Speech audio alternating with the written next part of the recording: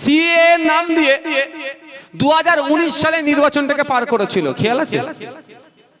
2024 কেও পার করার চেষ্টা করেছিল, বাংলার মানুষ খায়নি। নাকি বলেছিল সিএ করে পশ্চিম বাংলা থেকে, ভারত থেকে সব মুসলমানদের তাড়িয়ে দেবে। আমি তখন স্টেজে উঠে বলেছিলাম, মোদিজি কেন, অমিত শাহজি কোনো কারো বাপের ক্ষমতা নয় কোনো ভারতীয় নাগরিককে দেশ থেকে তাড়ানোর জন্য। একটা প্রমাণ পেলেন 2019 2024 5 বছরে কাউকে তাড়িয়েছে? কাউকে তার পারবে না। ও শুধু ভড়কাওয়া ভাষণ দেবে ভোটের জন্য। ঠিক আমার একটা কল, এখন বিজেপির দেশ জাতীয় স্তরে বিজেপির অবস্থা ভালো নয়, আর পশ্চিম বাংলাতে বিজেপিকে দুটো জিনিস টিকিয়ে রেখেছে, এক তৃণমূলের নেতারা আর একটা মিডিয়া। এই দুটো জিনিস, মিডিয়া যেই দিন বিজেপির কথা বলা ছেড়ে দেবে বিজেপিকে আর খুঁজে পাওয়া যাবে না, আর তৃণমূল যেদিনকে বিজেপির ভয় দেখানো ছেড়ে দেবে বিজেপির পতাকা লাগানোর লোক থাকবে না। রাতের অন্ধকারে তৃণমূলের নেতারা লোককে টাকা দিয়ে বিজেপির পতাকা লাগিয়ে দিচ্ছে ভয় দেখানোর জন্য। আর মিডিয়া তো জানেন এখন, আর কি বলবো, গতকালকে ন্যাশনাল প্রেস ডে ছিল, গতকালকে মিডিয়ার একটা অংশ যেভাবে টাকা নিয়ে মানে পেড মিডিয়া হয়ে যাচ্ছে আর বলতে লাগছে না, পাম দিয়ে রেখে দিচ্ছে, এখন সেটা আছে।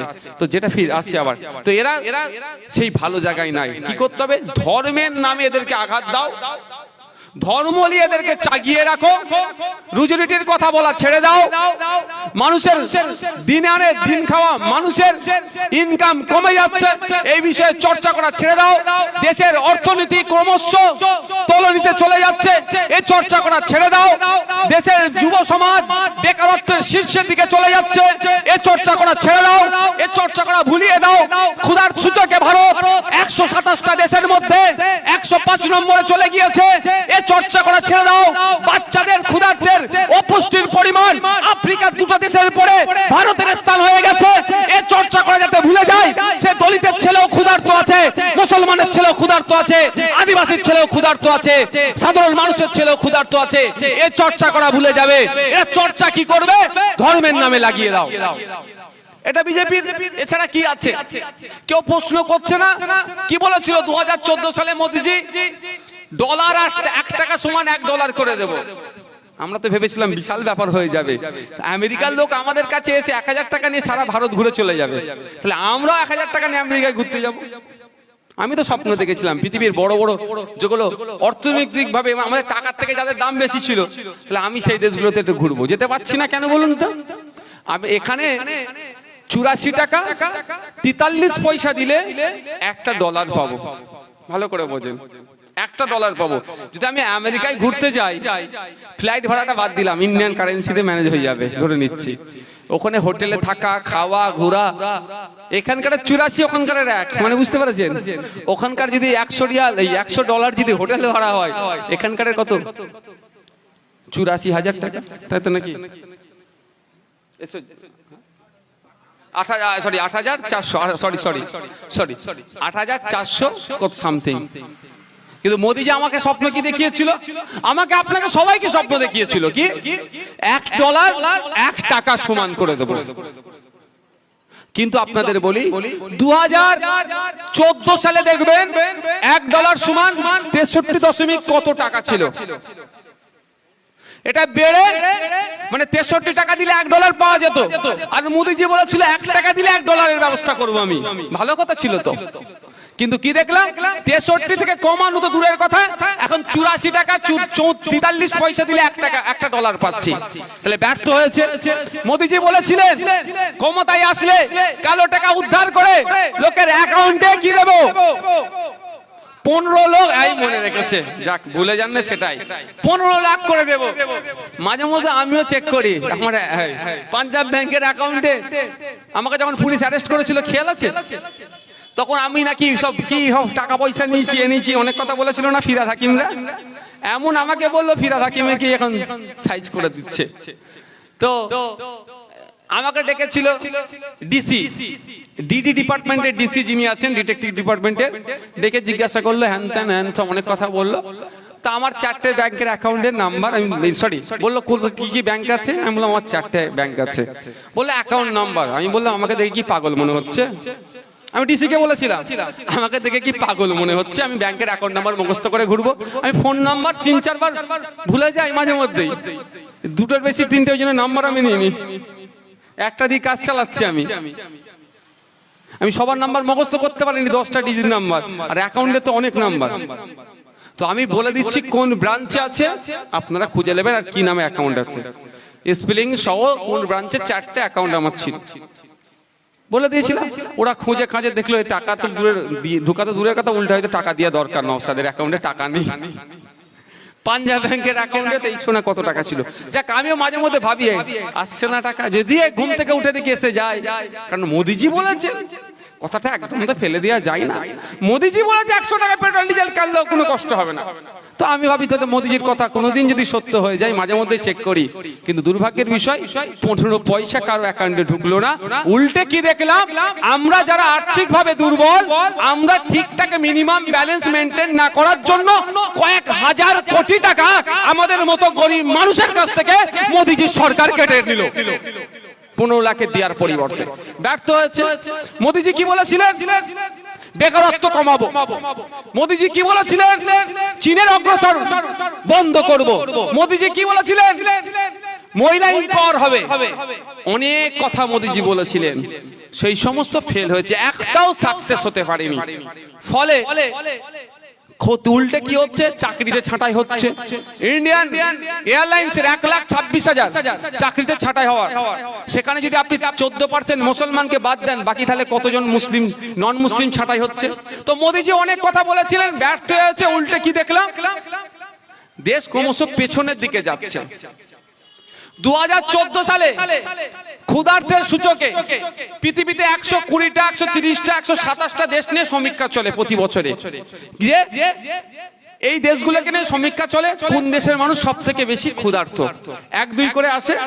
2014 সালে আমাদের র্যাঙ্ক ছিল 54 সম্ভবত, এই এক্সাক্ট মনে পড়ছে না, 54 2014 সালে। আর মোদিজি ক্ষমতায় আসে কি আশা করেছিলাম, কি র্যাঙ্কে আমাদের থাকবে না, অর্থাৎ আমরা আমাদের গরিবী হাল চলে যাবে, আমরা গরিব আর থাকবো না। কিন্তু কি দেখলাম, 2024-এ এসে আমরা দেখলাম আমাদের র্যাঙ্ক সেঞ্চুরি পার করে দিয়েছি আমরা, মানে ক্রমশ আমরা খারাপের দিকে এগোচ্ছি, ক্ষুধার্তের সংখ্যা বেড়ে যাচ্ছে। এবার আপনাদের বলি, আব্রাজুলের সময় অনেকে কথা বলেছে, আমার আনিসের জন্য কাউকে গলা ফাটাতে দেখলাম না। এইটা বলি নওশাদ খারাপ, নওশাদ কি নিয়েছে, ব্যাপারটা হচ্ছে দেখুন, কে কি বললো দেখার দরকার নাই। আমরা যেমন আবু সিদ্দিক হালদারের জন্য চিৎকার করেছি, প্রতিবাদ মিছিল করেছি, সোমনাথ দেবনাথ মহারাষ্ট্রে আমার হিন্দু সমাজের এক ভাইকেও পিটিয়ে খুন করেছে, তার জন্য কথা বলেছি। আমরা যেমন আব্রাজুলের জন্য প্রতিবাদ মিছিল করেছিলাম, আমরা সেই সময় কেরালাতে হেমন্ত রায় বাঁকুড়ার এক ভাইকে তাকেও পিটিয়ে খুন করেছিল, তার জন্য আমরা প্রতিবাদ করি।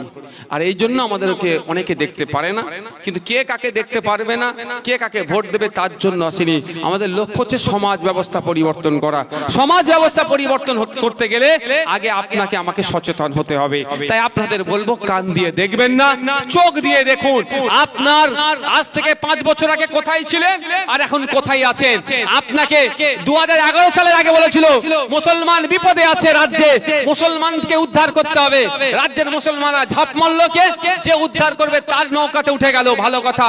কিন্তু দুঃখের বিষয়, আজকের দিনে দাঁড়িয়ে দেখুন যে মুসলমান যারা ভেবেছিল 2011 আগে ওই স্লোগানকে বিশ্বাস করেছিল যে মুসলমানদের কিছু হবে, কিছু হওয়া তো দূরের কথা। এই বছরে মেডিকেলে এমবিবিএস এ প্রায় 400 ছেলে চান্স পেল না রাজ্য সরকারের অপদার্থতার জন্য, ওবিসি সার্টিফিকেট বাতিল হওয়ার জন্য। তাহলে ক্ষতি হলো না লাভ হলো? ওটাও বুঝতে পারবেন না, ছেড়ে দেন। আপনারা এখানে বিভিন্ন বুথের মানুষ আছে, একজন হাত তুলে বলুন এই 13 বছরের সরকার আপনাদের একটা নতুন স্কুল তৈরি করে দিয়েছে, কিন্তু মুসলমানদেরকে উদ্ধার করতে নেবে পাড়াতে পাড়াতে মদের দোকান এই সরকার চালু করে দিয়েছে। আদিবাসীদেরকে উদ্ধার করতে নেমে মদের দোকান চালু করে দিয়েছে, দলিতদেরকে উদ্ধার করতে মদের দোকান চালু করে দিয়েছে। 21,000 মদের দোকান চালু হয়েছে পশ্চিমবাংলায়, সার্টিফিকেটে মানে লাইসেন্স প্রাপ্ত। আর ইললিগাল মদের দোকান গেঁজা চরস আর বলবেন না, মানে মহল্লার মধ্যে ঢুকে গিয়েছে। এই উন্নয়ন হয়েছে আপনাদের।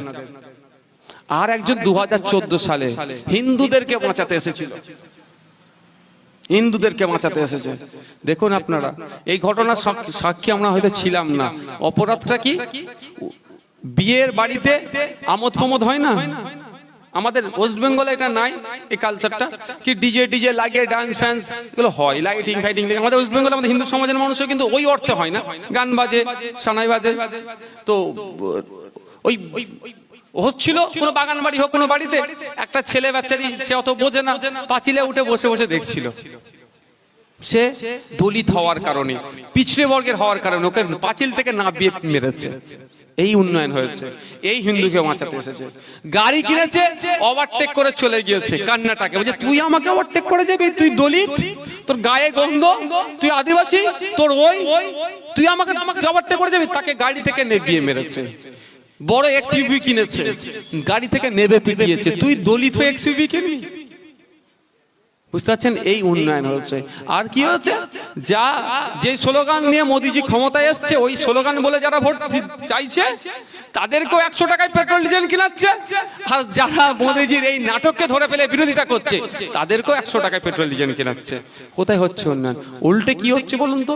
আজকে দেখুন একটা আর্টিকেল বেরিয়েছে, আমি পোস্টও করেছিলাম, ওই জন্য আমাকে পার্সোনালি অনেকে ভালো ভালো ভাষা প্রয়োগ করেছে আমার ইনবক্সে এসে, আমি সবাইকে ওয়েলকাম করেছি যে আমার ওষুধ কাজ হয়েছে। কেন আপনার স্বামীজির একটা কথা মনে পড়ে যাচ্ছে, সারাদিন চলার পথে যদি কোনো বাধার সম্মুখীন না হও তাহলে জানবে তুমি ভুল পথে পরিচালিত হচ্ছে। তাহলে স্বামীজির কথাটাই আমার, যে যখন আমার ইনবক্সে এসে ভালো ভালো মিষ্টি মিষ্টি কথা বলছে, তার আমি ঠিক জায়গায় আছি। তো পোস্ট করেছিলাম, আজকে মধ্যবিত্তরা কেনাকাটা ছেড়ে দিচ্ছে। গরিবদের কথা ছেড়ে দিলাম, মধ্যবিত্তরাও কেনাকাটা ছেড়ে দিচ্ছে, কারণ তাদের হাতে আর টাকা নাই। টাকা কার কাছে? সারা ভারতবর্ষে যে অর্থ, তার 90%, এই 80%, 80 থেকে 90 এর মধ্যে 10 থেকে 12% মানুষের হাতে। আর বাকি অল্প টাকা নিয়ে আমরা সবাই মিলে টানা হিচড়া করছি। এবার টানা হিচড়া করতে করতে কি করছে? ওই টানা হিচড়ার মধ্যে আমাকে আপনাকে ধর্ম ঢুকিয়ে দিচ্ছে। কেউ রাম মন্দির, বাবরি মসজিদ, ওয়াকফ, আপনার ওবিসি, হ্যান ত্যান ঢুকিয়ে বলে এইটালে তোরা ব্যস্ত থাক, আর ওদের কোশ্চেন করবি নি। কিন্তু কি দেখছি আমরা যারা এখানে আছি, আপনারা যদি 10 লাখ টাকা লোন করেন, চুকাতে হয় কত? 12 লাখ। আর আদানি আম্বানিরা 47,000 কোটি টাকা, সরি 4,700 কোটি টাকা লোন করছে। ওই ধরনের শিল্পপতিদেরকে দিতে হচ্ছে 450 কোটি টাকা। 4,700 কোটি টাকা লোন করেছে, তাদেরকে দিতে হচ্ছে কত? 450 কোটি টাকা দিয়ে মিটিয়ে নিচ্ছে। আর আপনি 10 লাখ লোন করলে 12 লাখ দিতে হচ্ছে। কিন্তু আপনাকে আমাকে কি করছে? ধর্মে ধর্মে লাগিয়ে রেখে দিচ্ছে, ওগুলো ধরতেই দিচ্ছে না, ওরা ওদের কাজ হাসিল করে নিচ্ছে। তাই অনুরোধ আপনাদের কাছে, যেগুলো যা হচ্ছে কান দিয়ে দেখবেন না, চোখ দিয়ে দেখুন। নিজের বিবেক বুদ্ধি আছে, সেটা নিয়ে আপনারা অ্যানালাইসিস করুন যে অ্যাকচুয়াল দেশটা কোন দিকে এগিয়ে যাচ্ছে। ধর্মের নামে আমাদেরকে ভাগ করে ক্ষমতায় যেই থাকুক না কেন, সে শুধু আমাদেরকে শোষণ করতে চাইছে, আর কিছুই নয়। যদি হতো অন্তত এতটুকুই বলুক না যে একটা পলিসি রাজ্য কেন্দ্র সরকার আনুক, যে আমার যে ক্ষুধার্থের সংখ্যায় 100টার মধ্যে 86টা হিন্দু, ওই অন্তত ওই 86টার রেশন আমি দুবেলার খাবারটা আমি ফ্রিতে পৌঁছে দিই। আমি মুসলিম হিসাবে বলছি, আমি অন্তত বলবো আমার 86টা হিন্দু ভাই বাঁচছে, আমি ওর বিরোধিতা করবো না, অন্তত তার বাড়িতে রেশনটা পৌঁছাক। কিন্তু সেটাও করবে না, ওরা রেশন চুরি করার জন্য লাফালাফি করছে। আপনাকে কি রেশন দেবে? সকলকে আশা করছি সকলে ভাববেন, বুঝবেন, আগামীর জন্য প্রস্তুতি নেন। যে আমাদের দেশের যে সম্প্রীতি ঐক্য ছিল বিনষ্ট করার যারা চেষ্টা করছে, এবং তাদেরকে যারা সাথ দিচ্ছে, দুটো শক্তিকে আমরা গণতান্ত্রিক প্রক্রিয়ায় ভোটের মাধ্যমে তাদেরকে আমরা পরাস্ত করব। সকলে ভালো থাকবেন, সুস্থ থাকবেন। আমার বলার মধ্যে ব্যক্তিগতভাবে কেউ নেবেন না। আমি যতটুকু বলছি আমাদের সমাজের কথা ভেবে, আমাদের সোসাইটির কথা ভেবে। ধন্যবাদ।